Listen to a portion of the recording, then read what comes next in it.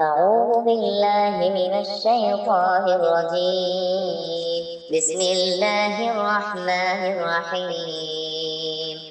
وجعلنا النهار معاشا وبنينا فوقكم سبعا شدادا وجعلنا سراجا وهاجا وأنزلنا من المعصرات ماء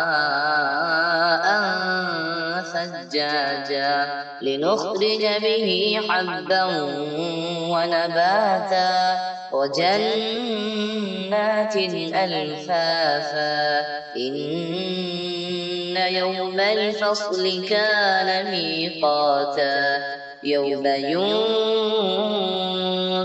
في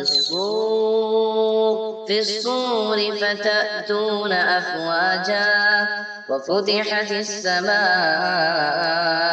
فكانت أبوابا وسيرت